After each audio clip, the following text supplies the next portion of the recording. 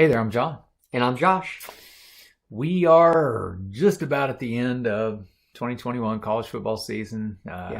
Let's talk about the Week 13 results. The first game went sort of like we expected. It was actually a good game. Ole Miss was at Mississippi State, Egg Bowl, and 31-27, Ole Miss won that one. Expecting Ole Miss to win it, Mississippi State kept it pretty close. No unnecessary celebrations this time to ruin the game for them, Yeah. Ole Miss.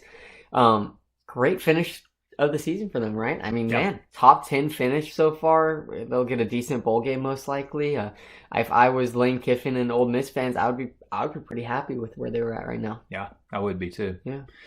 Yeah. The next one was Iowa and Nebraska. Here it goes again. Nebraska, here it goes again. So this clinched the Big Ten, their big side of the Big Ten for Iowa. So now they're inside the championship for the Big Ten Conference. Yep. Nebraska has to be, and I've said this a couple times now, the best 3-8 team possibly ever in the history of college football. I mean, I don't even know what to say. Like, they competed against so many top 10 teams. Yeah, much less top 25 team, and came within one score of beating almost every single one of them, man. And like, once gosh, again, it's one score away. I feel bad for them. Yeah, but they're keeping frost on because they're expecting, as they should. They're expecting that they're going in the right direction because they were definitely not even close to that before this. Right, so. I agree. Number 2, Ohio State went to the big house, had a little snow. Michigan took it to them. Yeah, oh my goodness, 42-27. Rewind a little bit. Originally, I had said that Ohio State was going to win by 28. Then in the video, I changed my mind and I said it was going to be a close game and that Michigan could potentially do something. Yeah. And boy, oh boy, did they. And then all the ESPN analysts were all picking Michigan, and I was like, what on earth did I miss? I missed something. Okay, but help me out here. This is just inexplicable with the Big Ten because Michigan got beat fairly well by Michigan State. Right. And Michigan State got destroyed by Ohio State, like obliterated by Ohio State. In Michigan, is this just a matchup thing? I'm not sure. I think maybe rivalries come into play. Michigan State, pretty big rivalry. Yeah. Ohio State, Michigan, pretty big rivalry. Yeah. Jim Harbaugh needed this win, right? He He's just been bullied by Ohio State for so long now. This was a great win for him. Michigan has a defender. I'm forgetting his name now. He's considered the best defender of the country, defensive end. I believe he's gotten the most sacks in Michigan history in one season. I hopefully maybe put his name up there or something. He is incredible.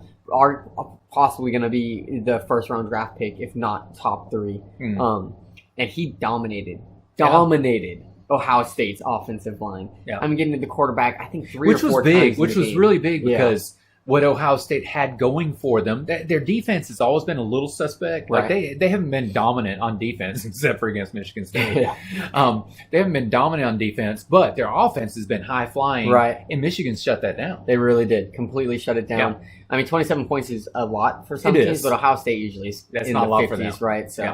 So wow. Good for Michigan, man. And that knocks Ohio State out of the playoffs and out of the conference championship. Sure does. Wow. Sure does. And Michigan is now almost guaranteed a spot if they beat Iowa in the championship game. Because they were number 5. That's crazy. Coming into this one. Man, did not see that coming, but that's awesome. Love that.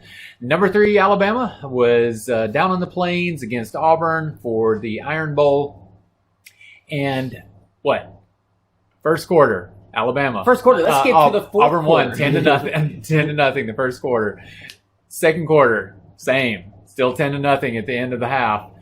Third quarter, 10-0. Okay, so all points were. Yes. And then fourth quarter is like, what on earth is going on? It wasn't just fourth quarter. It was like 20 seconds left. Alabama ties the game. Yeah, right? Because Alabama was literally 3 and out, over and over and over again. And Auburn wasn't doing that great. No. I mean, it's not like they were moving the ball. I mean, offensively, they were awful. Yeah. Offensively, Alabama, Williams got a targeting call on him. That was huge. Because of a kickoff or punt. It was a punt. Yeah. Clearly targeting. Any Alabama fans who argue against it, you're crazy and biased. Yeah. And that kind of hurt them a lot, it seemed like. It seemed like just offensively. Mechie stepped up, though. Mechie did step up. Mechie stepped up in the final 2 minutes of the game. Because in the beginning of early in the game, there were a lot of drop balls. Young was off as well. He was throwing. Mechie was the kid who got the touchdown at the end of the game. Him as well. Yes, he was. That was crazy catch in the end zone. Yeah. I mean, beautiful. Oh no, the one that got them 10-10? Yeah. No, that was not Mechie. I'm saying I forgot his name, but he stepped up. Oh my goodness. And I don't even know who it is. But man, it was a beautiful catch. Honestly, it was a good throw, but man, I think this catch stole the show on that one. It was insane. It did. All in all, 24-22. Was it quadruple overtime? Because of the due to the 2-point overtime rule. It was just fun. I mean, like a fun game, right? Yeah. And it's funny because before that point, I don't care if you're an Auburn or an Alabama fan, it was pretty boring up until like the last quarter of the game. That is very true. Just because 10 to the nothing, end of the last just quarter nothing of the was game. happening. There were so many punts. I know Auburn was probably like just gotta hold on. We gotta hold on. And 10 points is that Auburn crowd was electric. Yeah, they were. And they still lost. They did a great tough job. loss. Yeah. Ryan Harsin 6-6 in the season. Told you so, Auburn fans. Anyways. Number 14, Wisconsin was at Minnesota. And number 14, Wisconsin was expecting to I've said so many good things about Wisconsin. I know. And they go and lose to Minnesota. 23-13. Yes. The Gophers. Yeah. So come on. I mean, but not too much else you can say about that one. That's pretty disappointing for Wisconsin. It really was. And I don't know for sure, but I'm pretty sure if Wisconsin won this game, they would have been the team that went into the conference championship game because they beat Iowa earlier in the season. And both teams had 2 losses in conference. Could be wrong, though. Yeah. Penn State went to Michigan State. We were talking about can they recover after being beat so badly by Ohio State? They did. Man, it was a good game, though. Snowy game. Let me tell you, it looked completely white. Penn State might as well have blended into the field. It's hard to see them, yeah. Kenneth Walker had a good game. Seems like he's pretty much healthy at this point. Yeah. And obviously, if you watch the game, they weren't doing field goals for the most part because how bad the snow was. Yeah. And mainly running the ball. So Yeah. Good job, Michigan State. Good recovery. Number 10, Oklahoma. Oh. This was the game. This was fun. At number 7, Oklahoma State. We were thinking it might be a good game, and it was a good game. Man. And I got to watch the finish of it, too. It was just fun throughout the entire game. Yeah. This is what you like to see. You expected both these teams to compete. That's exactly what happened. And Oklahoma State, even though their quarterback said some things he shouldn't, actually won the game. Crazy. Yeah. Man, and that also means Oklahoma State has a chance of making it to the playoffs. If I had to guess, they're going to be, I don't know. The playoff polls come out tomorrow. Yeah. So I'm curious to see. I think Michigan could potentially jump Cincinnati into the number 3 spot. I think Alabama, or number 2 spot. I think Alabama stays number 3. My question is, does Oklahoma State, whose resume is a billion times better than Cincinnati's, after beating Oklahoma, jump Cincinnati? I'm not sure. I will say this. Controversial. If Oklahoma State beats Baylor in the conference championship game, they better jump Cincinnati based off strength of schedule alone. I get it. Cincinnati beat Notre Dame, but let's be honest. Notre Dame hasn't really faced much competition so far this year anyways. Yeah. So just a couple thoughts. Those are some good thoughts. Oklahoma, you think they're going to be able to keep their coach after this? Oh, by the way, Oklahoma. I don't think it had anything to do with this game. Honestly, baffling, right? It is baffling. I just didn't see it coming. USC too. Yeah. People are saying he's scared of the SEC, trying to run while he can. Yeah. I'm not sure. Maybe. I'm really not sure. Also, Oklahoma's lost 3 top 5 commits now in one day. I just can't see Southern Cal being a more attractive job than Oklahoma. How? I don't know. I mean, it is baffling. He is a very young head coach, so he's got a lot of time. But I mean, money-wise, Southern Cal can't offer much more than Oklahoma can. So I'm not sure. Yeah. Number 23, Clemson was at South Carolina, and South Carolina. I mean, I'm gonna be the first one to say it. We better watch out for Clemson next year.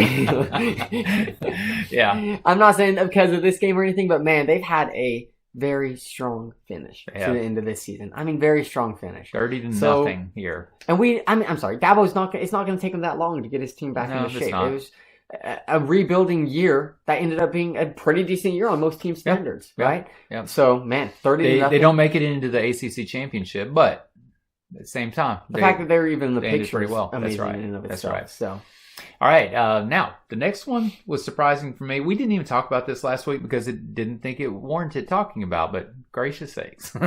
Number 15, Texas A&M was at Death Valley, LSU, and LSU pulled off a win here. How did they do this? 27-24. It was like a Hail Mary type play with almost 0 seconds left.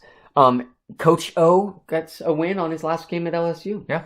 Honestly, great finish for him and his career there at LSU. Curious where he goes to next.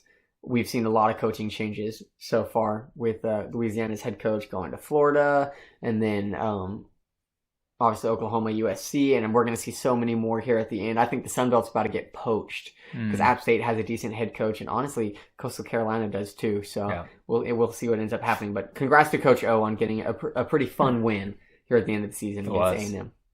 Big. All right, let's talk about your upsets.